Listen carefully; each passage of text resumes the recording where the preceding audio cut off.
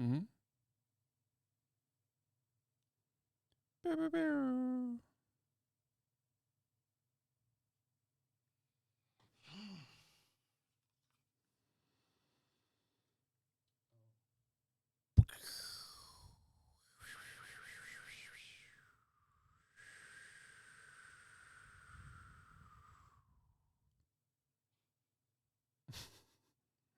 Mm.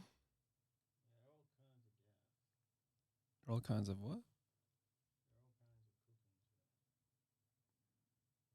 Oh, I can't hear you. Got my headphones on. Bam, and the dirt is gone. Yeah. Jam and the dirt is gone. Today's sponsor. Today's sponsor for you for the philosophy and JL podcast. All right, hang on. Let's get hyped. Let's get hyped. Get hyped. I don't even know what that does. That doesn't do anything. Volume's down.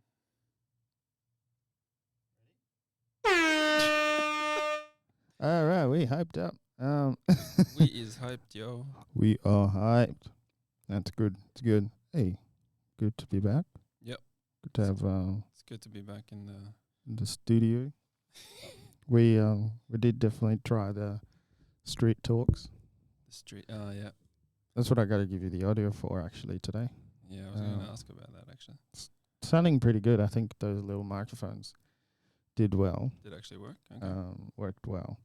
I don't know about how we'd go about having a three-way conversation. Yeah. I think it might have to. Yeah, just have to edit a lot of stuff.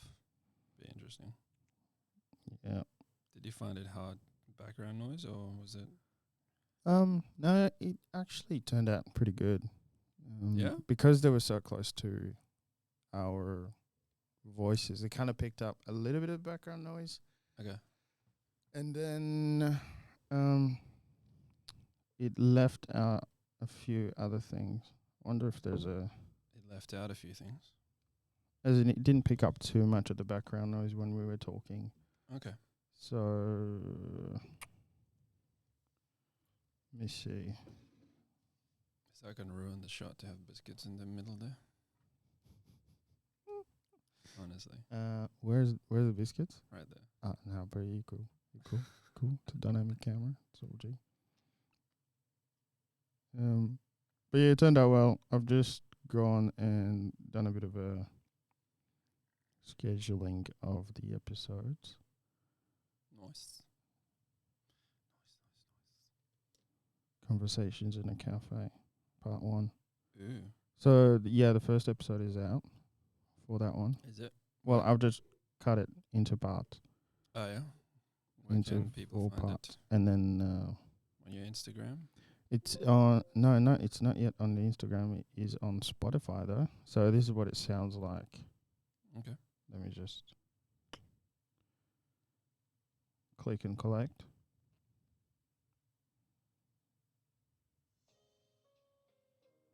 Hello and welcome to this podcast. My name is Jael. I'm your host, and I am Bruh. taking you through a journey of Listening to your own voice. Is that actually you? from all sorts of topics. Aha! I fooled you, didn't I? Reflections from myself. And I want to encourage you with all this conversation. What's the name of the thing on podcast on Spotify? JL's podcast.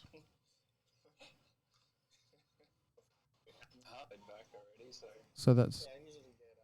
It's pretty good. Yeah, I like that. Nice. Works well. There you go. Well, I'll be checking that out soon. Share. But I'll give you the stuff on USB as well for philosophy. Which, by the way, you haven't been uploading anything, so... Sorry, man. Just been kind of busy with the work. The old And Monday to Friday chump, aren't you? Monday to Friday and, yeah, all the other stuff. Monday to Friday. That's right, people. I don't work Fridays. I'm with my son. you represent. All right. Yeah. So welcome back. This is it. This is the gang for tonight. Loving it, living it, believing it.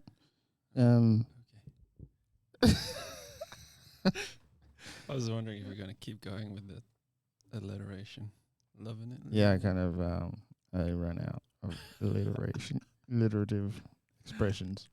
Loving it, living it, believing it, Did you just repeat the same thing twice? scheming it. So Mm-hmm. what are we thinking about? Let's talk. Getting these biscuits. All the let's talk biscuits. 30-second sermon. Turn the biscuits into a sermon. Turn the biscuit into a 30-second sermon. Nah, That'd be rough. Yeah. Yeah, what's been happening actually since the last time we caught up? When was the last time we caught up? Last year. Uh, Was it actually last year? It was last year. was it before I went to New Zealand? Or was it? Yeah, it was obviously, but. Yeah, it was before you went to New Zealand. Oh, yeah. So I went in January though. And It was last year. It was This last is year. a new year. New podcast. Oh, okay, Brand so new. it was last year. 2023. What are you going to see? Blue button. 2023. We back. What do Uh. you see in 2023, baby? Oh, China's taking over the world, I reckon. Yep. That's where we're going to. Always then one soft power. Self power. I haven't listened to the latest Rebuilders podcast, so I'm a little bit behind on that one. And the cultural analysis that's been going on. I've been doing some different cultural analyses of my own, but Nice. that's a different topic altogether. Tell us about New Zealand. I want to hear about this. About New Well, Zealand. really, our hearers want to hear about New Zealand. There's 6 of them now. Up to Let's from 4 go. from last year. 2 Thank more you, than everybody who's last year. listening. Perfect. We appreciate you. Yes, definitely. Shout out to the Hen House. They Oh yeah. they Nice are props, yeah. our home podcasting. What's the word? I was gonna say studio. But They are our preferred podcasting yeah, studio Preferred. That's probably best. for this podcast.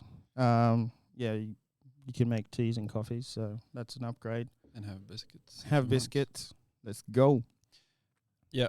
How was New Zealand? New Zealand was great. Full stop. But yeah, no, I spent about almost 10 days there. So nine and a bit with traveling. So yeah, it was fun. Definitely a reset of my nervous system, I would say, because I definitely deliberately turned off my phone. And didn't get a SIM card, so I relied a lot on my Wi-Fi in the backpackers that I was staying. So like in between trips, I was just like me, nature, praying, and just constantly going like, what the hell? Like every corner I turn, there's like this huge Lord of the Rings set, basically. Like just. Oh, were they filming a new one though? Were they? No, it was just like you felt like you were in the middle of the scene, like the. Sometimes you're like, oh yeah, the mountains are huge, but like when you're in the middle of the craziness of the mountain, it's like ridiculous. I don't know. I posted some photos, but Link in the description below. Sorry? Link in the description below. Yeah, I can send you some. Nate's Adventures. Yeah, and it's crazy. Like when you're standing in the middle of the valley and this huge mountain sides just on the left and the right, and sometimes you're there by yourself with the odd backpacker coming past. Yeah, I don't know. There's a your body just kind of responds to the reset, if that makes sense. I found myself quite a bit just constantly praying, and not because I'm like super spiritual or anything. It's just that the silence and the void, driving for 3 hours to different places here and there. It's just like you can't help but just like, what the hell? Start to pray.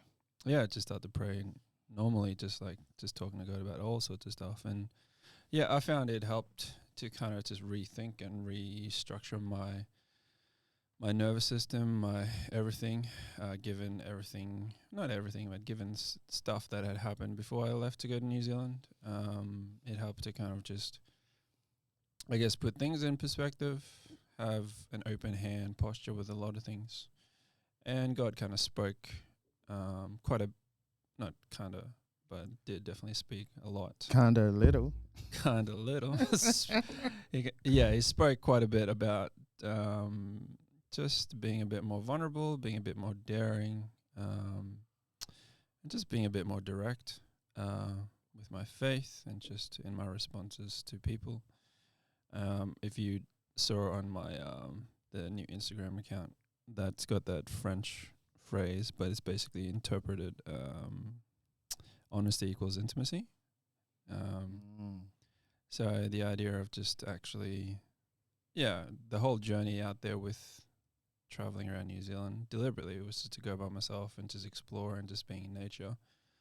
Kind of brought out that idea of just being honest to the point, being real with God, being real with myself, being real about my own expectations, and just like no mucking around. And I'm kind of excited about the year ahead because there's a lot of opportunities to kind of creatively step into new things.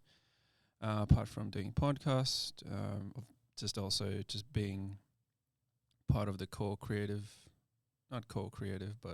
team for our worship team, as well as we've just developed new structures around that. There's like 5 of us now who are part of the core team. We're trying to reshape and restructure the culture of church and where we're moving. Yeah, cool. As part of kind of what we're doing with Dave and the church. And What up, Dave? yeah, what up, Dave? Going this year. So there's that opportunity and the creative aspects involved in that, and also just talking to one of Mum's friends, basically like an uncle who lives in South Africa. Just some creative endeavors to do some stuff there potentially this year or next year when I have long service leave. Where you got long service leave coming up? Yeah, I know, it's crazy. Wow. Crazy that I'm even saying that. Like, I feel like I was there like 5 years before you rocked up, and now you're going a long service leave. Well, yeah, I'm basically I'm off to Chimmer anyway. But he's gonna. What up, Jim? What up, Jim? We miss you. Yeah, caught up with him actually recently. Yeah, coffee buddy stuff. But yeah, there's quite a few things I'm looking forward to this year, but also there's a bit of ambiguity, uneasiness, and also just like unsure about certain things personally. Like, as we've talked about, like with recent relational stuff and all that sort of jazz. So it's been interesting. The New Zealand trip definitely brought out a lot of like kind of reminders. It was more like throwbacks, moments of like reminding me who I used to be and who God kind of had been forming and shaping me to be. And I guess I maybe had forgotten some of that, or just gotten too busy or lazy to kind of step into it, the daring and the craziness. Like when I remember as a 19-year-old, just like, oh yeah, let's just do it. Like, let's see if God turns up, and just stepping out and fearless and curious and all those sort of things. And I think God just threw me back into that mindset again to kind of just, not too much be afraid to try new things, and to not be afraid to kind of confront things as they come. And a daring and a new boldness again, without being a jerk, I guess, just being straight, like to the point when things happen and things are coming up. And I think that's pretty exciting for me personally, because I'm quite a big people pleaser. So I think God trying to shape me differently this year is kind of exciting. You're an introvert, Nate. Yeah, I guess so. Are you introverted? I don't know. I Is think that I'm like an extroverted introvert, if that makes sense. Like, in certain social situations, I'm okay, like, to kind of chat to people, whatever. But then I just need to get away from people to recharge. I need all the way to New Zealand. Yeah, well, Perth kind of fell small for a little bit there, so I just needed to go away and just like catch you. I need my own backyard. So the New Zealand trip was helpful, and I think if there was a phrase I would kind of say for the trip, it was definitely redefining or rethinking everything. So I don't know, a reset of my everything. Yeah, I guess. Most things, yeah, it seems, yeah. Yeah. Yeah. So. Reset. Mm. That sounds like fun. Yeah. Well, it was Love fun because I was new. I didn't know anything, so it was kind of exciting to kind of discover. Yeah, pretty adventurous of you. I don't know if I would just book a flight to New Zealand and see you later for 10 days and Yeah, I just think. do that. That's a bit weird. Oh, dude. Yeah, I think it's those kind of. I used to do those kind of things quite normally, but I kind of forgot how to do it. I guess in a way. You stopped doing it Mm. for what reason? A lot of it I think had to do with trying to live up to other people's expectations. If I'm honest. And Well, you started to play it safe. yeah, probably. Yeah. So adventure, outdoors, get out there, turn your Mm. phone off, get off the grid. That's like you. Yeah, that's pretty much me. Like, I'd rather do that and just get away from people and just like get in the thick of crazy and dirt and all that sort of stuff. And Have you survived this past long service years? you mean since 2017? Yeah. How have I survived? I've in the initial stages of being here, I kind of did quite a lot of adventuring, going down south or hiking or living close to Fremantle. Spent a lot of time on the beach or driving long. That's why, for me, when people were complaining about like driving to work, it took so long. I actually enjoyed the drive because it allowed me to have that quiet time, but also allowed me to have that moment of discovery and talking with God. So distance hasn't really been an issue for me with traveling or anything. But yeah, there probably was a phase after 2017 where probably when I stepped into, and this is not a knock on youth or ministry or anything, but I guess I got caught up in the cog of doing ministry at some points and forgot to kind of just feed my soul and feed my what actually gave me a lot of energy, and I just go. And I would say also a lot of it is kind of the hangover from 19, 20, 21, 22, like 2000, like the years, 2019 onwards. A hangover.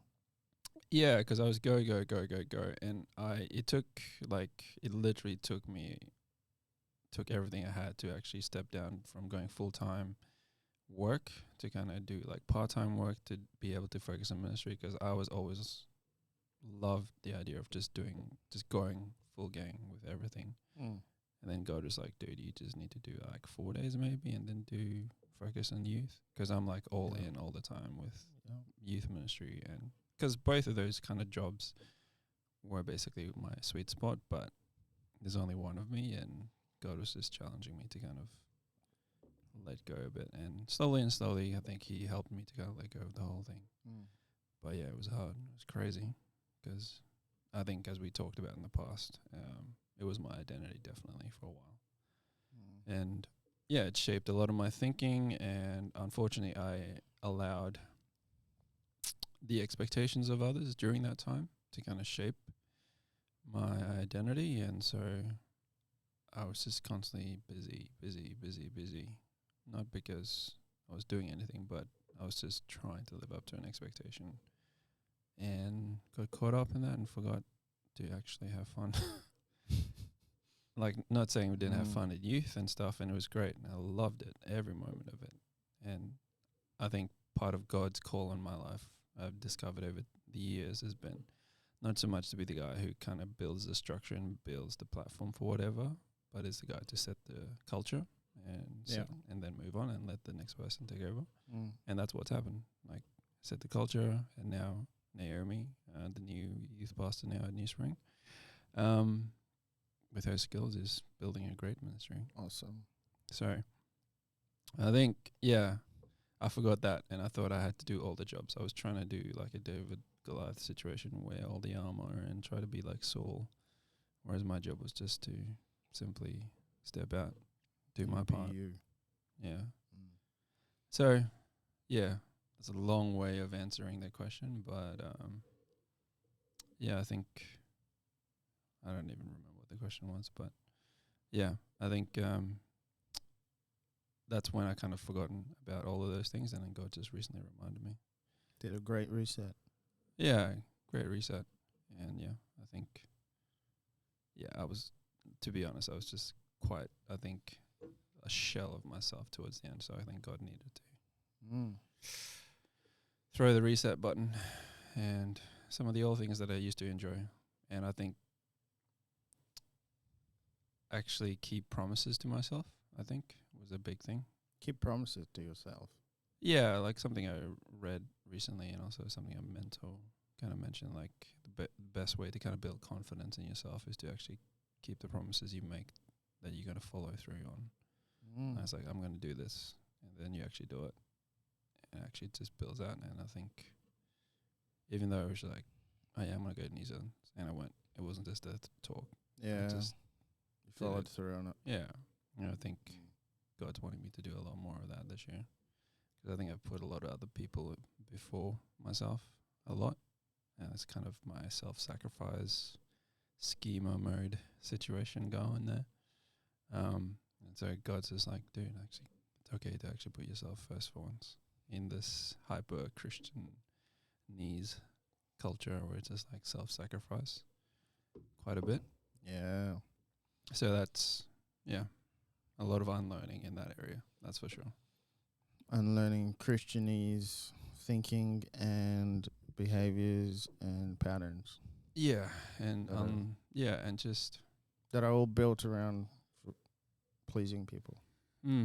yeah, because we've taken the structure of church or the operation side of church and just mistaken it for actually the real thing and used that as a thing to keep people in line or manipulate. That's how I feel anyway. Look forward to your emails. But I think, I think I've realized over time, and that's also people pleasing side of me, but it also just indoctrinates you into the idea and mindset of sacrifice, unnecessary self-sacrifice. And, Christians use those words of, must lay down your life and all those things and take those things way out of context to manipulate sometimes or sometimes without even realizing what they're doing is just jeopardizing someone's health, mental health, perspective, and just, I've discovered like I need to kind of actually start putting myself first for once. Yeah. And some people won't be happy with that, and that's okay. And it took me a while to get it, but If somebody wants to complain, they can find you on Instagram. on a mountaintop somewhere. Yeah. If they can find you. Yeah. Track your location. I'll see you in Bluff Knoll or something. Bluff. No. Anyway, that's fun. How about you, man? What's been happening recently? Well, January was a blast. I think it was pretty good. 'Cause we were on holiday, so I started my 4-day week. Hashtag 4-day week. It's not 4 fingers. I had 3 in one and like 3 in the other. It's like 6 days. Gee, learn to count. This is why I'm doing 4 days. Yeah. So I can learn to count again. I started to do my 4-day week in beginning of Jan, and I guess my Fridays have been pretty fun. I managed to,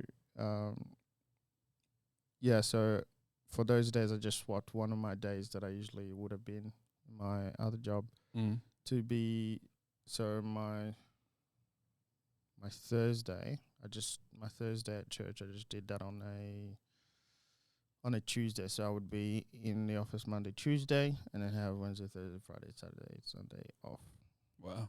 Yeah, so that was fun. Dang. For most of Jan, which is 3 weeks or something. So that worked really well. Spent a lot of time with my son. And we managed to do quite a few outings. There were quite a few days where it was really hot and we kind of stayed inside, but went out. I mean, I think I saw you and Sunny and Jan. Shout out to Sunny. Could have evangelized to us tonight, but whatever. I'm not holding no grudges. Too soon. Next one, Sunny. We'll get you. We'll get you next time. And yeah, did that. Couple of zoo trips. Nice. Caught up with some people. I was reading a bit more. I went away on a prayer retreat. It was fun. First prayer retreat I've ever done. And it was just a retreat. There was a lot of prayer and reading and worship as well in it. I thought, this is the life. I think we should just get more of these things happening.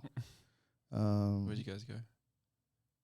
I went down to Bunbury near the foreshore area, but there wasn't a lot of craziness going on. We just hired one of those cheap cabins. Stayed in it.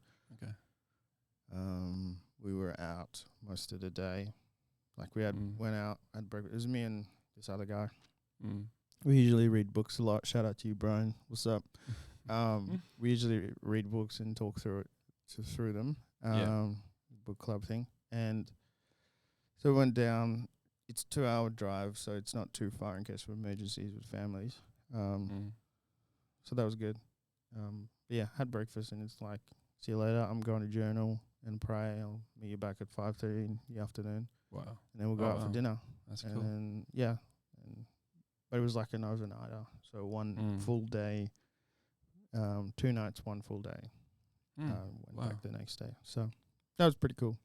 That's sick. It was a pretty good highlight of the holidays. What else has been happening? Yeah, I finally decided to release a blog. Hey, nice. So I found a blogging site which is called Substack. Substack. No you can also be a subscriber to those blog things. So and then at some point you can sort of at some point you can monetize some parts of it if you want to. Okay. So if you want to create content for the blogs. For the ones that are the most committed, what do you mean? They can pay for the subscription. Okay. To committed subscribers. your specific blog, and then you can have some certain things that are specifically catered to them, which I will once I build up enough of a run of enough blogs. One of the cool things that I've realized is that Substack does podcasting. And a new avenue. What I've just done is I've pulled all of the podcast episodes that I have done, and it just somehow connected those two things, so that I don't have a multiplicity of channels. So it'll be that one channel, but Substack picks that up. So it's a blogging and podcasting. Podcasting is secondary. Blogging is the main thing, but it now has all of my library of podcasts. Wow. As well as now we'll have blogs. That's sick. But the whole idea, I think, there with that, I've just been dreaming quite a bit when I was journaling down in Mandurah and talking to God. Mandurah, Bunbury, because it's so close. It's so close, 2 hours to drive. I was just journaling, and one of the things that I'm thinking is doubling down on the things that and it's not so much that I'm passionate about, but I have, it's more that I just seem to write a lot. I have this longing and this need to just keep writing and to write and to write, because I consume so much content as well. And I generally want to teach people stuff, so this is one of those outlets so that it doesn't stay in. The exercise isn't it's not actually for so I can build subscribers. It's my end goals are to write books, etc., for the enjoyment of it for myself. So it's I'll have my job. I won't need anyone's money. You know what I'm saying? It's this is I think the long term plan is to, with this kind of Substack and subscribers and having kind of a group of people to journey through stuff with, is that if they find certain topics that they are connecting with, etc., is we can actually, well, I'm thinking in maybe 2-3 years, being able to run a retreat that's based around interesting. the journey that I've been taking with these people. So Yeah, wow. one of the books that I want to write on has to do with some of the principles that I learned through going through burnout, and then just finding, if people find kind of that helpful, is to say this is an opportunity we're gonna have at some point, is to get together for like a 2-day retreat. Yeah. And we're just gonna pray, we're gonna worship, we're gonna have chats. Yeah. It's not gonna be so that you get counseled or anything like that. We're just gonna talk through maybe connection points that we found throughout the entire thread. So if you've never gone through burnout, you'll be able to find yourself in these overarching themes that come up with most people that burn out. Yeah. If you are in the middle of burnout, you'll be able to identify with some of this stuff. And if you're on the other side of burnout and you've turned cynical and pessimistic, you'll be able to identify some stuff that's going to hopefully be helpful. If you want to be, and so that's a good point. hopefully, I can write that either as a course or a book, but I'll probably release a course or do a book. And then one of the other things I'm looking to supplement that is to do with, it was an idea again from this friend of mine. Shout out to Brian. What's up, Brian? Is to actually look at supplementing that with like talking to other people who have gone through burnout, like, or are in the middle of it, and what are they noticing, et cetera, et cetera, et cetera. And to just give that as like a real nice package, and then finish it off with like a retreat, to actually make it a journey instead of just like, you read a book, 'cause I think that might be helpful. But that's just one of. That's cool, man. What's nuts, right, is I'm at this retreat and I'm like, I've been feeling like I need to just put my stuff out there, release a blog. Because I used to blog probably 3-4 years ago. Okay. Used to blog and then it just completely stopped. And I've been thinking I need to do that again. It was actually really good. It stretched me out a bit. And yet I didn't realize how much stuff I'd written. So as I'm flipping through my notes that I've been writing for these however many years, I just realized that if I do a blog a week with what I already have, not new content that I'm currently creating, I've actually got about 150 different blogs, which once a week, that's 150, that's 2.5 years worth. That's insane. Wow. Like I'm ahead by 2.5 years. I just have to go edit certain things, make it more readable, whatever. That's cool. Like Wow. Insane. Okay. Absolutely insane. So God was preparing you the whole time. yeah, perhaps. So yeah, I think I've scheduled blogs for the remainder of February. And then before the end of February, I need to schedule the rest of at least this entire first half of the year, because I'm going to be doing uni and nobody got time for uni, that. okay. Ain't nobody got time for blogging. That's pretty cool. What are you studying? So I'm going back to finish my counselling degree. Hey, let's go. That'll be good fun. Nice. But yeah, so that's awesome, man. Yeah, it's been an interesting January. Definitely feel more focused. It's funny, both our kind of journeys recently has been kind of going back to situations that we've kind of put down. Interesting. Absolutely. And I think that maybe that's part of the unrealized kind of potential. I'm trying to think about, linking some of these thoughts together that I've kind of thrown in the air. That there are definitely things that are that we're created to do, to accomplish, to put our hands to in this world, whatever that looks like. I think that part of that journey is connected to your ancestry and your family history. Like that's meant to help guide you so that you don't go, what am I meant to do with my life? Like you're supposed to have your dad that kind of tells you, hey, son, this is what we do. Or hey, daughter, this is how our family kind of impacts the thing. So I think that was connected to my looking and reading and thinking about being an intentional father, not just for my son, but also so that I know what to put my hands to. And I'm not, like I've had my hands in many different pies for a long time. Yeah.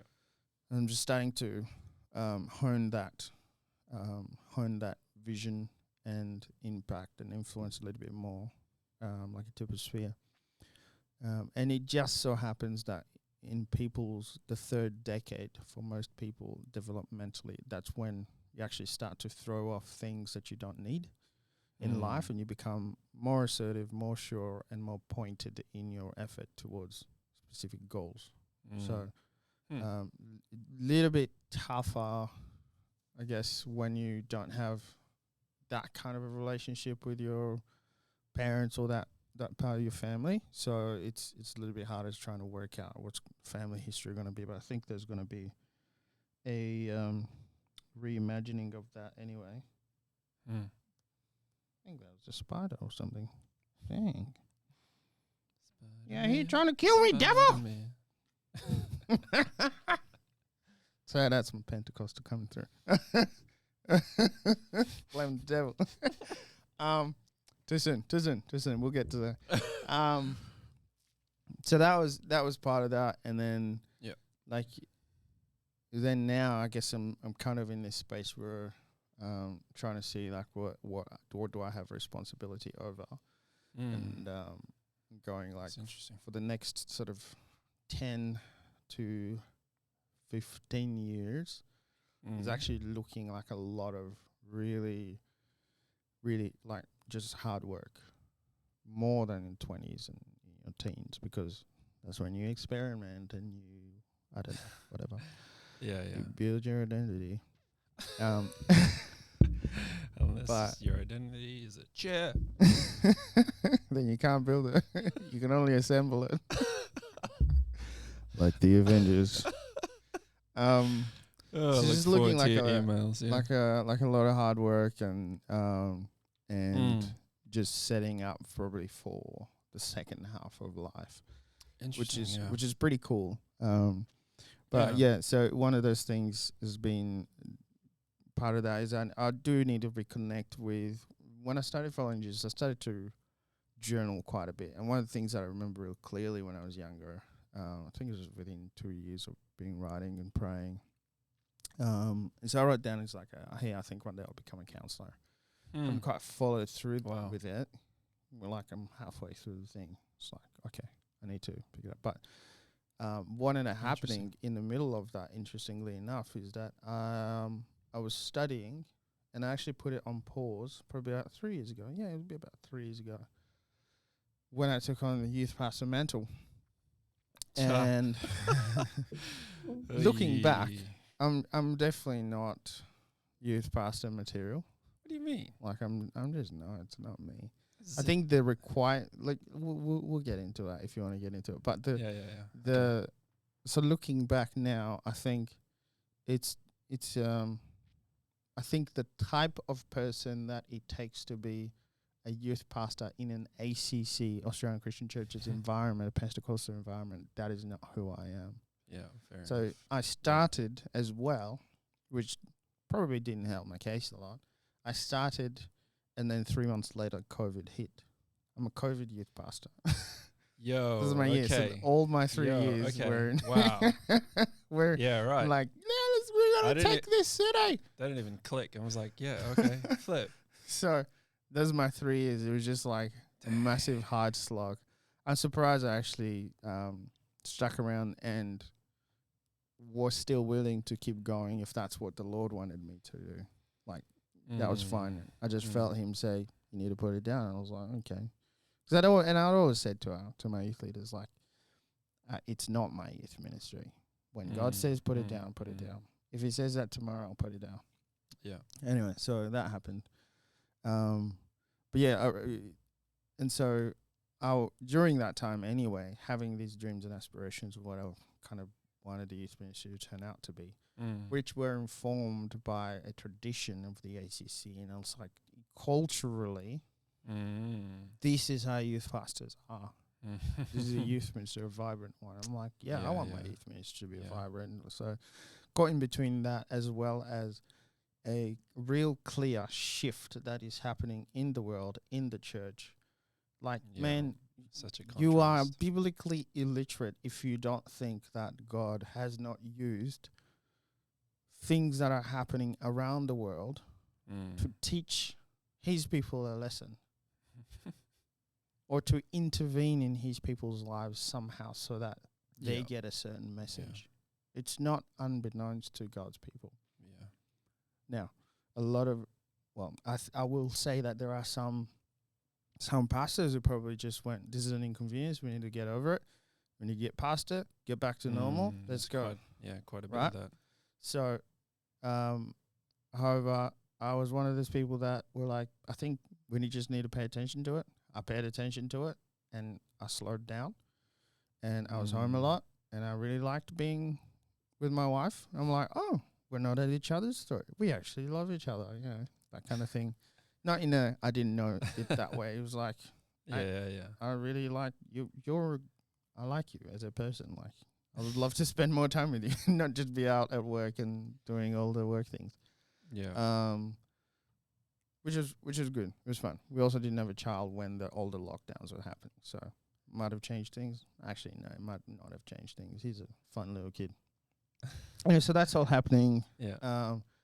Youth pastor during COVID period had to lay down quite, that counselling journey, while also like almost, and it was just before that I let my blog go.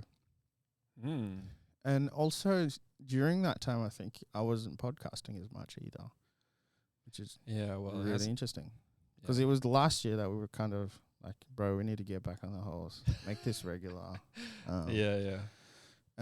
So, that's kind of how that happened, and then started picking that up, and then trying to look at linking identity, living out from identity instead of a perception that we might have of what the expectation of others is or the expectation around us is.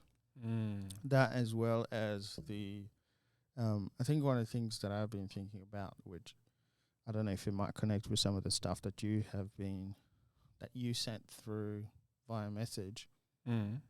But all throughout last year, we read a book. Our pastors at our church, we read a book called Copernicus 2.0, and it kind of just comes at the way we've been doing church for such a long time. And I'll preface that by also saying Brian and I read this other book called Ordering Your Private World, which is just insanely challenging. But in one of the books, in one of the chapters, in Ordering Your Private World, which was... So just to be my mentor a while ago, Gordon MacDonald, he's been on Carrie Newhoff's podcast. But anyway, so in there, it talks about there's a guy who was at a church event, I think it was like on a Sunday, and just so like all of the things that were happening. And he just made a comment which was along the lines of showing that church activity currently, as church organizations are set up, I'm going to speak to the Pentecostal world because I'm not part of any other kind of space. It just looks like stress, not rest. When coming to the house of the Lord is supposed to have joy to it. Now, that might just be, I'll leave it to that. So that was the mention slide. I'll have to find it. I sent it to a friend of mine. Anyway, so then I'll read Copernicus 2.0, which talks about how we've just approached we've just approached church salvation, Christian life, etc., from a very judicial point of view, which is justice. Okay, which we do now currently. Actually, that's the way we handle our yeah. like our judicial system in the West is like this. Yeah. You do something wrong, you get caught, slap on the wrist sometimes, or you get your sentence.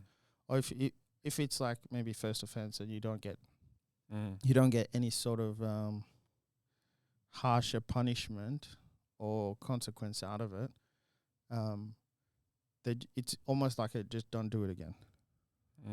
But it doesn't really do anything to help you to change so that you can then do something. You can act differently, behave differently. So there isn't that. More behavior management.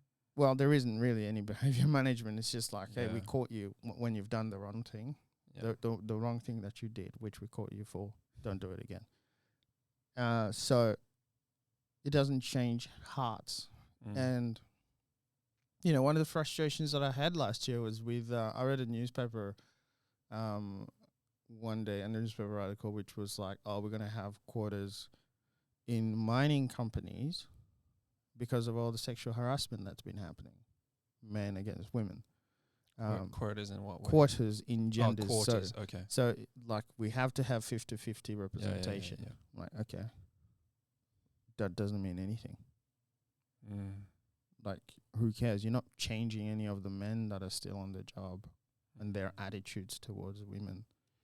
Yes, women will stand up for each other because there's more of them. That is fantastic. It still doesn't change the men or women who are also sexually harassing men. Because it also goes both ways. Yeah.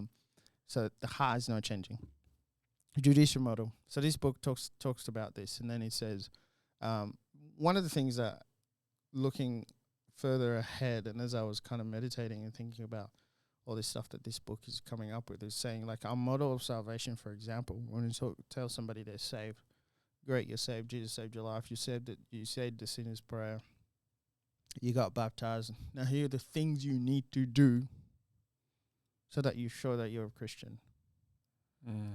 Now, we could probably name the things that, you look around at people, you're like, hey, what's an example of a Christian in your church? What do they do in your church community? Well, they serve on Sundays. They're part of a small group. They pray and read the Bible. Regular attendance. Regular attendance at church. Yeah, that's generally, maybe they have a compassion child, or, they give. Yeah. Classic. Yeah. But yeah, that's a Christian. Okay, interesting.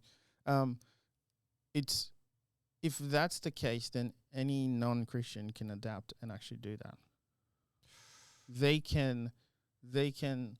It is frightening that you can serve in high capacity leadership roles in churches and not actually have a walking relationship with Jesus, because you can adapt to behavior if it's just behavior. So one of the things I've been thinking about is, what is the difference between discipling people to Jesus versus discipling people to church? Because if church is your savior, then, and if that's the mentality of our organization or our community, then you will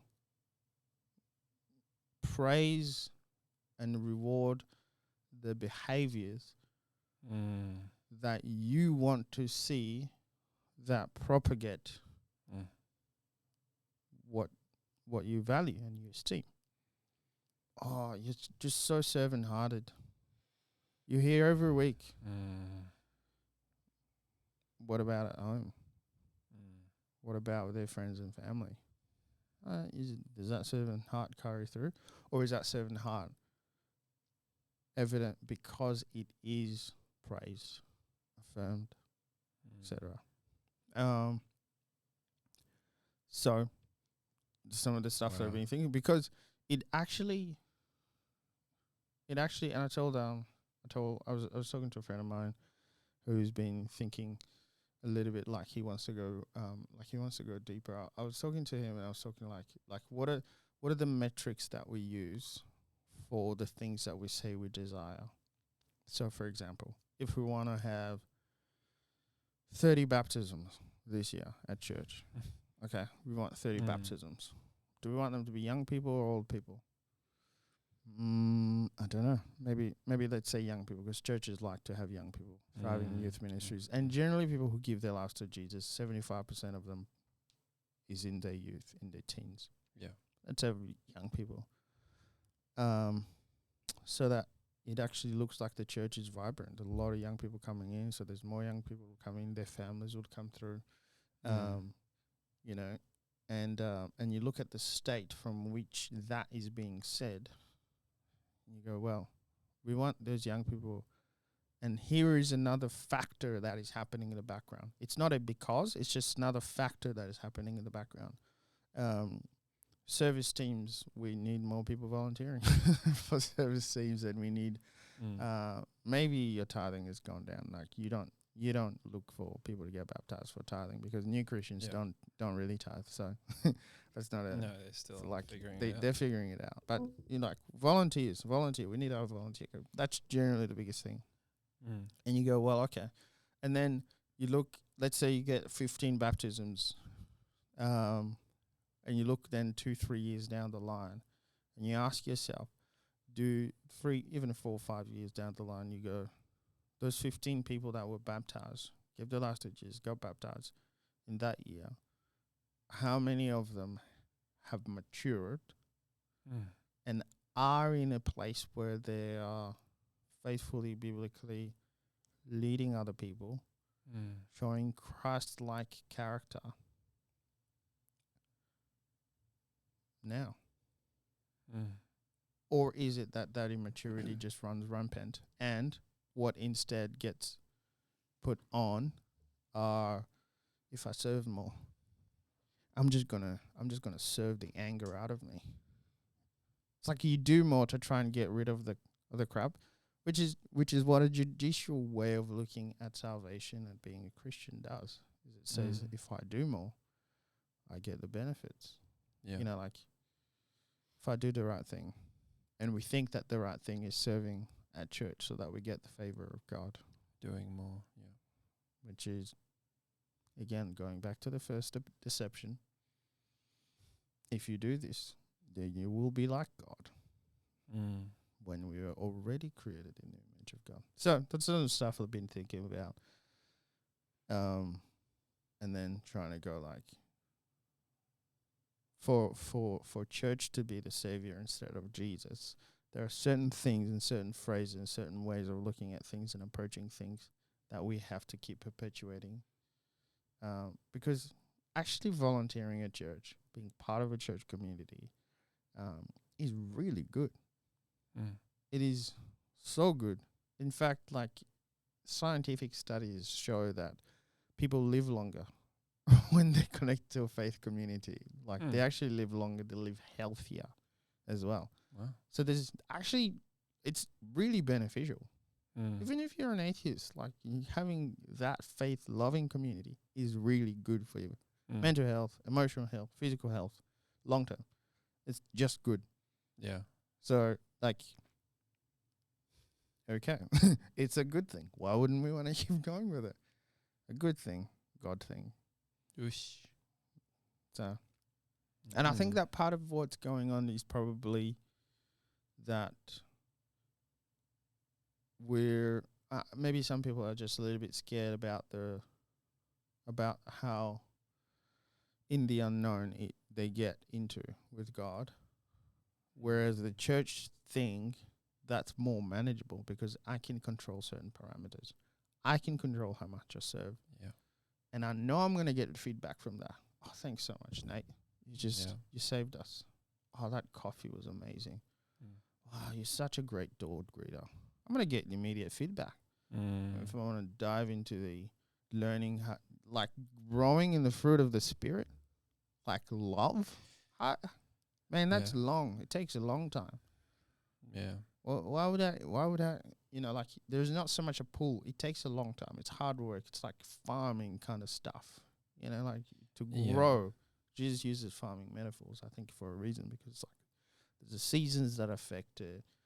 it's like boring stuff, and then you see the increase later on. You see the harvest later on, because it has to be like patience, man. Like, There's a rhythm to it. It's you not don't rushed. you don't become patient Yeah. just because you sorted out a friggin' friggin' thing in the church service. No, that's not. Yeah. No. So some Got quite a lot there on your mind about that. I've just been trying to think through what we talk about when we talk about what we talk about. And this book has been really challenging because, like, if you think about, like, trying to think through, for example, if you say salvation is a ticket to heaven instead of a relationship with Jesus, which requires repentance and leads into sanctification, like, you will be transformed. You will be changed. There are parts of you that will die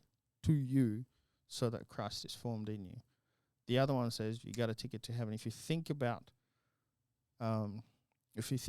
those differences, it actually makes quite a lot of like, we have a covenant. We don't have a contract. Even saying the word covenant, like, you actually have to explain the fact that a covenant is not like a contract where we can negotiate what's going on, our agreement. We don't get to negotiate with Jesus what happens with our relationship with him. This is why he's Lord. But we don't have an idea of what that is. I mean, the closest we came to it is probably during the pandemic, when our WS state premier would make a decision which would affect people's social, economical, mental lives, and there would be reverberating impacts.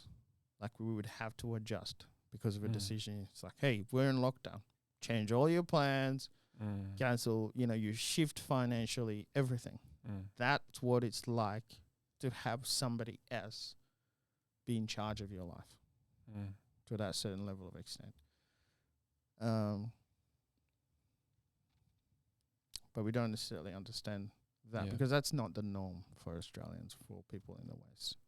Yeah. So, there's quite a lot. There's quite a lot in there, and I think we undersell the covenant part, which, like, yes, we don't get to negotiate the terms, but if we actually look at the terms, God, I don't know why, it is so ridiculous. What can we bring? We get all of the things, and then we were talking we were talking through one of these chapters. We were talking about the covenant part, and just explaining how you always have the stronger party, or the party that has more power, dictate all the terms, because the weaker party's like, I don't, it's either that or we get destroyed. And so, and generally it was like, be our vassal state kind of thing. And then you get the benefits of our protection and things like that. So once you accept that, you have to adhere to that. And so when you look at our relationship with God a little bit like that, in terms of the deal that was done, it's that we become carriers of the culture of the kingdom of heaven. And with that comes every single resource as a result of that. And what are those resources? Right? And then you start to look into the fact that we're not just servants. We become children of God, co-heirs with Christ, who is the Lord of the universe. Like, I think we need to think that through.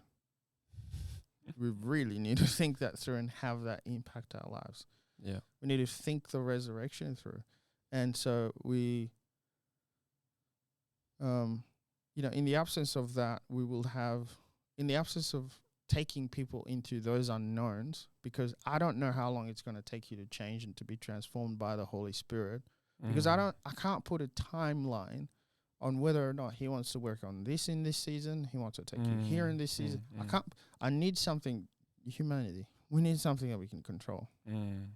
And so if you think through the sermons that we preach, then it's like, here's the problem, here's the challenge, we need to grow in patience. here are 3 ways you can grow in patience. Here are 3 behavior modification tools. Do you know what I mean? We need to get to know the Lord better. Now, here are 3 points on behaviors that you can do to get to know the Lord better. It just becomes behavior. Again, it's just like legalistic. If you do these things, and so pastors becomes the kind of people who, I think Jude Smith said this really recently, it says, like, we're going to give you a bunch of rules, and then you're going to do those rules so you feel good about doing those rules and feel like you've gotten closer to the Lord. And then you can praise us, pastors, for giving you the rules that made you better, which perpetuate to this idea like we're special. We're not. It's still behavior. Still behavior. Still behavior. Yep. Instead of, actually, God changes you. Don't look for more control. Give up control. And so, you know, that's the kind of thing where you can have people for years struggling with this or that, staying immature and yet still serving at church, and they're a good person, but they're just struggling with this. It's like, do we understand what life abundantly was meant by Jesus? Whom the Son sets free is free indeed. What's the difference between Christians and non-Christians? If you just base it on the church as the savior of the world, the church is not the savior of the world. So that's the stuff I've been thinking about. That's cool, man. That's awesome. Something recently commented on by Dave is like sometimes. What up, Dave? We sometimes cloak immaturity with spirituality. We cloak yes, I wanted to ask you about that. We cloak immaturity as spirituality. With spirituality. We cloak immaturity with spirituality. What is spirituality? Basically what is this spirituality that cloaks immaturity? Basically what you were saying. Just do a lot more. Just do more activities. Go to more worship nights. Go do more prayer nights. Do more fasting situations. We cloak the immaturity rather than abandoning ourselves to the unknown, like you were saying, and actually getting on our knees and being with God. We'd rather go to an event because I'm in control and people are lived up to their expectations, which if you think about it in that sense, it's pretty stupid. I live up to people's expectation and God's like up here. Yeah. Like, all right, cool story, bro. But that's only going to last for maybe like that's 2 hours. Yeah. Last for maybe a day or so, or a conference, or, you know, a prayer night. And then what? Go home. And then you're, like you were saying, your secret life. And I remember a reminder and a kind of really cool warning from a pastor.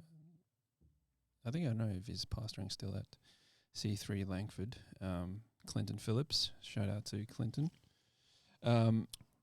One of Dave's great mates. He basically challenged me while I was doing youth ministry. It's like, it's the secret garden moments you have with God that should dictate your public persona, public life in ministry. And that was like, that kind of really was just like, flip. That's kind of true. And I think from that moment, it kind of reminded me and of how, like you were saying about your area with the churches, the ACC and stuff, because I come from obviously a Church of Christ background, kind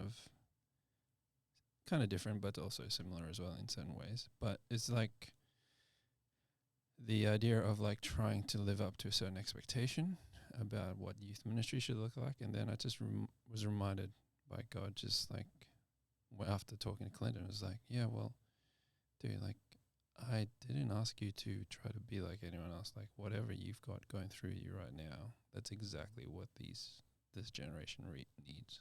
This group of young people needs. And I think it's that crowd mentality of if I just only do exactly what is expected and if I fit the shoe with ministry, with attending church, and if I look holy enough and do the right things and smile the right way and whatever, I can get past. I can get by, and I don't have to do as much work on maturing. I can just actually just be enough. Mm-hmm. And it's only 2 hours, so I can survive. And then I'll just get my car and go on and do something. Yeah. Yeah. Remain the same. And remain the same. And I think, as you were talking about all those things, like, I think the challenge is to actually, and I hate saying this because it's been such a fad recently in the last 3 years, but you actually have to like step out of the box, step out of, now that can get really misinterpreted, like, yeah, I'm going to go be a jerk and do all sorts of things to kind of offend people deliberately, or like go totally 180. Go work, Jesus. What? Go work, Jesus. Yeah, but I think, in honesty, I think it's actually a callback, like, I guess for both of us recently, it's just been a kind of reminder and throwback to kind of like the spiritual like habits, spiritual like ways of doing things, which is like Jesus, like just follow. What did he do? Like he literally went away, isolated himself, prayer, like that was the foundation of a lot of his things. And then literally, like sometimes we gets frustrated sometimes when people read the Bible and just like take a Instagram reel of the Bible. Like he went and flipped tables and stuff. Like dude was probably hanging around there for like so many days, just observing and watching and doing. Like this wasn't just like I'll just turn up and like for the likes and subscribes I'll just flip a table. Like I get a bigger following. yeah, I think we sometimes it's like you said earlier. It's like biblical. Was it illiteracy? Illiteracy, yeah. Illiteracy, yeah. It's like actually there's more of a context to this than we actually realize about certain situations. For sure. There's actually more to understand about the fact of what he's saying. And yeah, I think the immaturity can be easily, unfortunately, cloaked with spirituality because it's easy to do. Like It's so much easier. It's easy to do because everyone has a mobile phone. Everyone has access to filters. Yep. Everyone has the opportunity to just, in 15 minutes, 15 seconds, post, oh no, I'll just delete that, do it again. Like, it's easy to hide behind all of those layers. But, like, when you're actually in front of people who are actually been journeying and maturing for a while, oh my gosh, they can smell the fakeness from a mile away. And it's scary for some people. And I think I don't know why it is. I've been trying to wrap my head around why that happens quite a bit. But I think it, like you were saying earlier, it's just the culture, the Christian cultural Christianity perpetuates that idea that these are the expectations we have. These are the things you have to do, or else you won't be accepted. And we all crave acceptance from something somewhere instead of... And imagine when that acceptance is connected to creator of the universe. It really places high value on everything you do. Yeah. Such high value. Like, you think about the level of pressure that goes with you missing a prayer meeting. I wonder what God's going to think of me. Is this going to impact my relationship with God? Yeah. I was talking to a friend Flip, about that man. recently. Like, dude, that's a lot. That is a unhealthy way to disciple people. Like, hey, if you don't come to church every week, again, I'm not coming against churches. I've barely missed church in the past 11 years. 15 or 20. I don't know how long I've been walking with the Lord, but like church is part of my DNA, like church. So it's not that I believe in the gathering of the saints. That's not it. It's the what's your intention? if you miss one Sunday,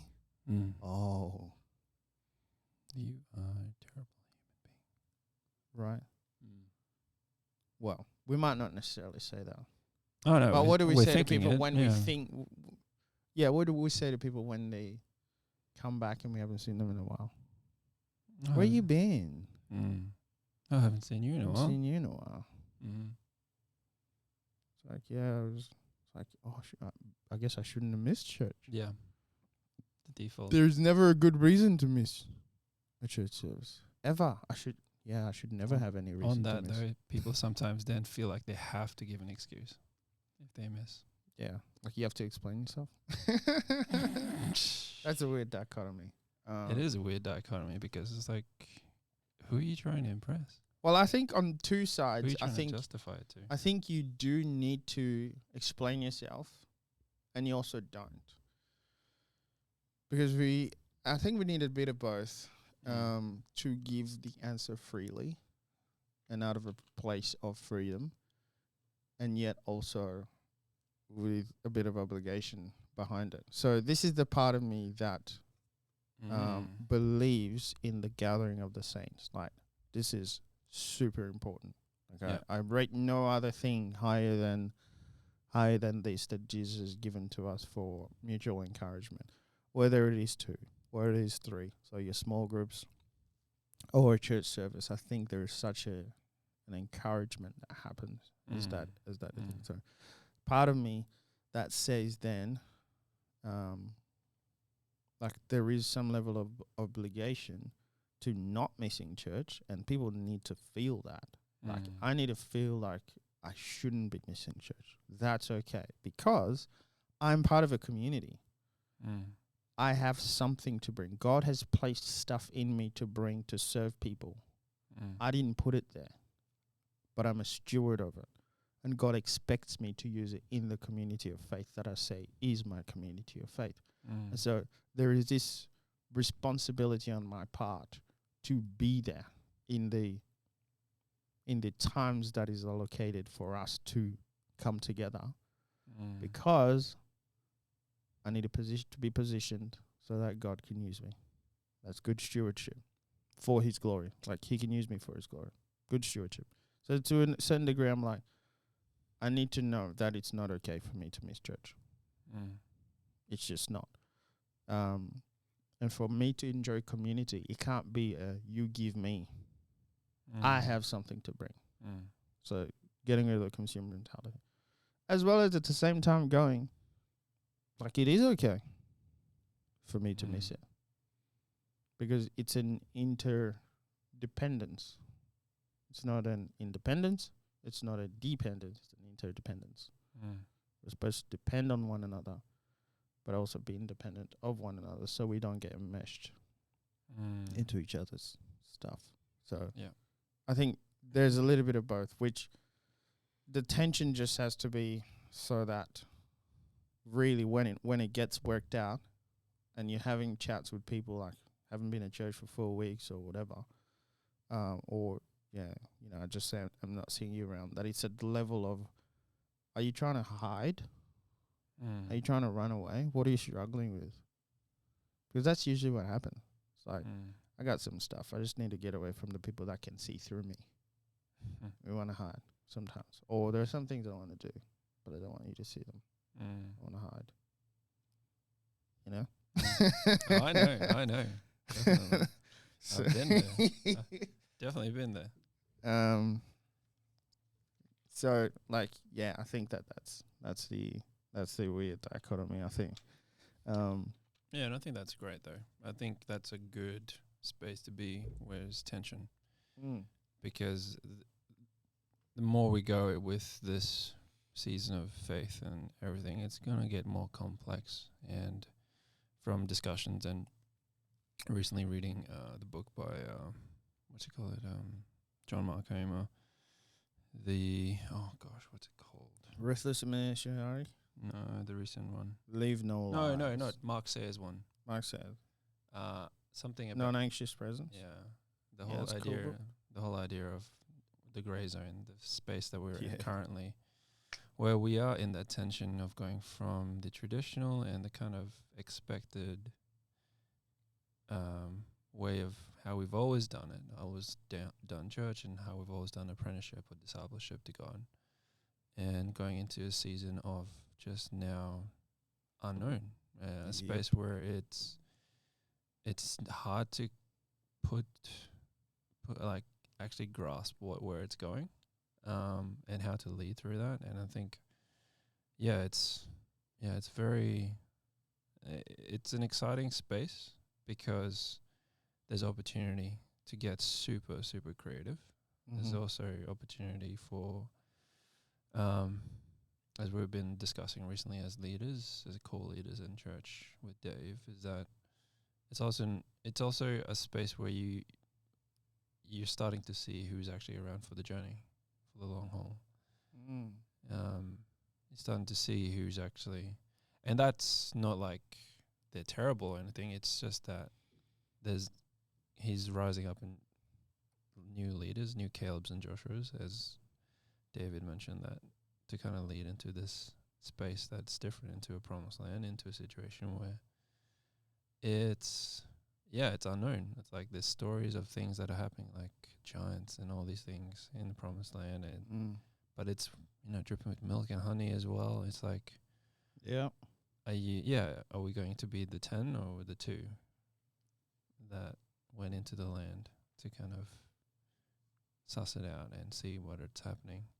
Do you wonder whether or not, because Israel, when they came out of Egypt, based on that story, for those of you who haven't read this portion of your Bibles yet, too soon. That was a bit spicy. Yeah, I apologize. Yeah, you could feel that one. Caleb and Joshua. So I'm thinking through. I'm trying to think through. Like, do you think that they went through the promised land in lesser numbers than they came out of Egypt? What do you mean? So when they came out, God killed all of the adult population above a certain age. Generation all died. Yeah. And then it's their kids that took over the promised land. Yeah. Were they less that entered the promised land than those that left Egypt? I'm not sure. Like practically speaking, I'm not too sure, but I'd have to look that up. I would. Yeah, that's a good point, because I'm trying to think of, like, is it Joshua or Caleb with the Battle of Ai? Like, how many people did he have to fight those guys? I think he had 200 or something, and they had 3,000. I can't remember. Well, it's estimated that Israel left Egypt with something like over 1 million people. Oh no, I think I remember preaching something similar about this, and it was about 2 point something. It was like the population of Perth, like a year or so ago, a couple of years ago. Oh, really? 2 point something people, literally. And so if you kill the adult not male, it's like all women as well. Well, not kill, but if you're like, hey, y'all ain't stepping in the promised land, and then they die, and you're like, all right, I'll work with you guys. Yeah, that's less, I would imagine. I would imagine so. Yeah, because I don't know. Well, yeah, I'm not accounting for whether or not they had any more kids in the desert. Yeah, true. So, because the way that you're talking, part of my head just goes straight to when you come out of slavery, right? You've been saved. And here's how your mentality used to be. It was a certain way of seeing. So slavery to a way of being. I'm using the story of Exodus metaphorically. Slavery to a way of being. So if you look at the church, it's like we've attached ourselves to a way of being. We're serving a model of the way the church has been organized, whatever.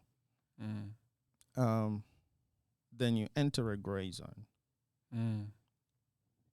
which happens as a result of something drastic. For us, it was probably the pandemic that stopped the entire world, and everybody went and and were like, oh, we're now questioning everything. A few years before the pandemic, though, people were starting to, maybe a decade before the pandemic, people were going, I don't know if this model of the way to do church was, there was a lot of burnout stories that were coming out. And then you enter the gray zone We're Yeah. in the gray zone, like Mark says. So you think about the children of Israel, the desert. That's where stuff that is not going to be useful for the next part of the journey or for the promised land gets stripped out. Mm. You learn how to, they learned how to deal with a God who could rescue them as well as say to them, like, in anger, 3,000 of you, bye. Mm. It's time to go. So they learn how to interact with this savior of them, this God. Mm. Not necessarily, and all the while not being allowed to take whatever ways of doing things that they had in Egypt into the promised land, so that they look exactly like the land and the peoples of that land. Mm. They were given a new covenant. They were given a new way of living. So that's all the Levitical law. You can't Yeah. take your way of doing things and take it into there. The old way of doing things. But you can take treasures, Mm. because they left plundering Egypt. Mm. Like, they plundered them. Gold, silver.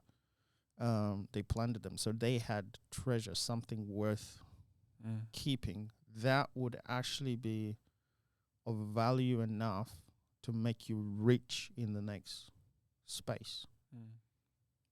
And just using that as a metaphorical way to look at the way where we're at. I Mm. wonder whether or not we, in this gray zone, it's a time for us to actually really get to know God as Right. a capital C church, Mm. and to allow Him to strip off of us the idols that we even build in the desert, or we're wanting to build in the desert so that we feel safer. Mm. You To know, make because sen- gray zone is scary. to make sense of the wilderness. To make sense of it, build for us a calf, Aaron. Mm. Where is this God? AA Ron? Aaron? Sorry, like Where is this? And Moses. We don't know about him. Build us a calf, a God who will go before us. mm. And using your same name that they used for God, for this calf. You know, short-term memory Oh yeah. kind of Christians syndrome. are Just, you know. good with amnesia. Aren't And so in the gray zone, it's scary. It's freaky. We Mm. want the stuff from the past. That's going to help us. What does he say? He says technical sayers on this podcast is that you come up with technical solutions to technical problems. we? Mm. We've got this problem. Okay, here's what we've done in the past. Here's what we're going to do again. Mm. But it doesn't work. We're Mm. doing. You think about it. A lot of churches are doing everything the exact same way they've always done them. They're not Mm. growing. They're shrinking. Yep. Less volunteers. Less. I heard about a church that had a ton of people. It's like, now we're sectioning off part of the church because there's not many people that are coming and part of these weekend services. I'm like, that's how people show up. It's with their feet. That's how they vote. Yeah. It's like, this is not working. Yeah. But in the middle of changing all of that, because God's not He's not going to allow stuff that's no longer useful to just keep being perpetuated. He loves us too much for that. Mm. So I wonder if in this whole change thing that there's some stuff that's going to fall off, and then you're going to enter the promised land with a remnant. Mm. That's the word, remnant. It is. That's a perfect description of it, because it's going to be the few who are actually wanting to be part of the change. That's why I asked whether or not there were less of them who went to Yeah. the promised land. So I have to go and verify. Thinking this without part. logic, I would assume. I think it would have to be. But 40 years is a long time to also have kids, I guess, in the desert. It is a long time. But yeah, I think, one of the interesting things about it as well, like you were saying about stepping out, like it has always frustrated me, but also it has kind of been such a good and awe and wondering thing about like how the journey had started in the beginning, where it should have taken them 11 days, but it took them 40 years, all because of a decision to follow. Distrust. Yeah. I'll be God will take 40 years to build trust, to build your trust in Him, rather than give you 11 days march to something that will ruin you in your current maturity level, Oosh. so that you don't ruin the gift He has for you. He will take as long as He needs. Yeah. Flip. Get wrecked, yo. That's yeah. That's a little bit scary. Because Yeah. you know what we can do in the desert? We can build calves and say, Mm. this is God. Yeah. This is our God. Live in And that then, delusion. Yeah. you know, like how you were saying, like we can do all these religious things to account for our immaturity, and then die in the desert because we didn't learn a lesson for 40 years. Instead of, it's hard. And the way the desert is being described as well, like if you think about it, in Egypt, at least I got a home to go back to. Yeah, I'm going to get beat. Situation is not great. Yeah, what's the line? At least we had it better back in Egypt. Yeah. Because they know Egypt. They know it. The dysfunction is more comfortable than the unknown that you can't control. They had Yeah. it better. That's something we've been reading recently. That people, no matter how dysfunctional their situation or intense or whatever, given the example of 9/11, no matter how crazy the moment is, we all have a way of trying to tell a story to make ourselves feel like we're in control, to make sure that we have a part to play in the to have a part to play in the dysfunction. That's right. And it's the control. And you know the one thing I remember Narnia, I think it was Narnia where Lucy's talking to Mr. Tumnus and he's like, oh, this is Aslan. He's very safe. I feel safe around him or something like that. And then she was reminded he's not safe. He's not safe. But he's good. Yeah. That's the thing And we forget. We cannot tame God, man. He is not a safe God. We want control. Like, how do I control this God who says he's good? I want him to do all the good things for me. I want all the good that he has. I want it now. We have such a limited idea of what the word Protect good means. me, give me all the money, give me all the health. Like, it's not good for you, it's good for God. I want to claim it, brother. I want to claim it. It's mine in Jesus' name. When you said to be like a child, I didn't mean to be like a brat. Childlike, not childish, right? Yeah. Oof. So I like what you said about control. I'm just mindful. It's like 5 minutes till we finish, but yeah, classic. That idea of control, man, it's rough because freedom is dangerous. It's the worst thing in the world, but we treat it as if it is the best thing ever. Well, who was it? Is it Mark says? There's somebody who said that. It's like the biggest enemy to freedom is freedom itself. We don't know how to control it. We don't know how to control ourselves. No, we don't. That's why apprenticeship and discipleship is so healthy. Yeah, because learn how to control that freedom. Exactly. You can't be trusted. And you know what's really dumb? I literally just thought, our aim to control the world around us, like control your reputation, the way you look with social media or what other way, like whatever it is that you look to control in your life, that's like a really feeble attempt at trying to orchestrate the world, become God and orchestrate the world around you in a way where you feel like you've got control over yourself, when you never will. It's just enslaving yourself. The heart is deceitful above all things. Who can comprehend it, is what Jeremiah says. It's like, but you know what? Maybe if I create the perfect world, so I'm going to strive for this, I'm going to strive for that. I'm going to make myself a golden calf here and here and here and here and here. And then I think once I've done that, I'll be okay. Like freaking out on the inside. Ah, someone save me! Yeah, and what's the follow after that? It's like, all right, I'm trying to do this, okay, but then you're slave to the ways you have to actually try and get that control constantly. Exactly. There's no freedom in that at all.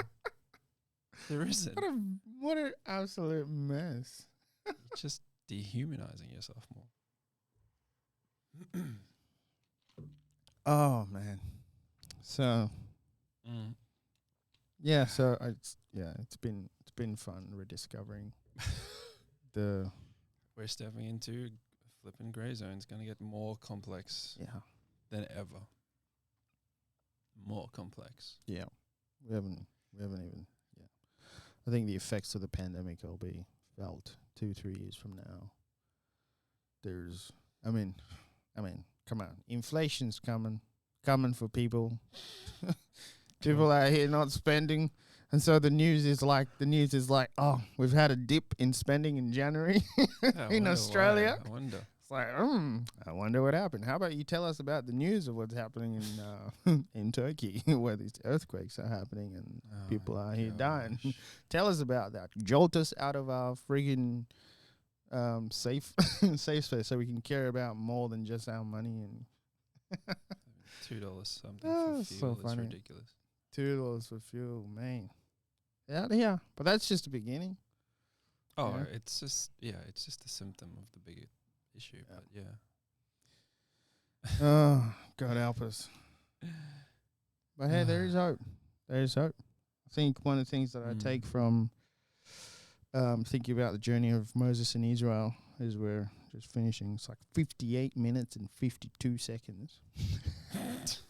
Like a minute and a half left. Is that when God decided to come down the mountain just before he gave the 10 Commandments in Exodus, he came down with thunder, with fire, and it looked pretty scary because he displayed a portion of his glory, and he was coming to meet with his people. And then there's, it's always struck me that the difference that happened in there is that the people of Israel, when they saw what they saw, they were afraid, and they shrunk back. They moved backwards from God. And Moses drew closer. And I was like, I want to be that guy. When God looks scary as heck to me, it's scarier to not be close to him. And the big thing is Moses grew up in Egypt having the best of the best. And he thought, that's better. that's where you sort out the sheep and the goats right there. Yeah. So, let's do this. That's good. That's hope, man. That's hope that'll take you through anything. Yeah, and you got to build that resilience to kind of step into that by being mature, or by getting in the process of getting to be more mature. Come on, people. Let's do this. Oh, it's been nice. It's been fun. It's been very challenging. Oh, great. There's like all these new thoughts coming to mind. I'm like, okay, I need to go and it's a reset. Talk to God about this, and let's grow. Let's grow. Let's grow, people. Come on the journey. Where's the camera? I don't know. I've been looking at you the whole time. Let's grow. Where's the camera? It's like this light in my face. Grow in self-awareness. All right. Let's grow in God awareness. Dang. It's been nice. Let's do this again soon. Peace out, people. Thanks for joining us for this awesome conversation. Peace out. Like and rate the podcast. Share it with your friends and family, especially your mum. Mums love supporting their sons. Mum doesn't watch my podcast. I was literally going to say that. Say hi to your mum for me. Say hi to your mum. Tell her to support my podcast and to like and subscribe. Yeah. All right. Love you all. Bye.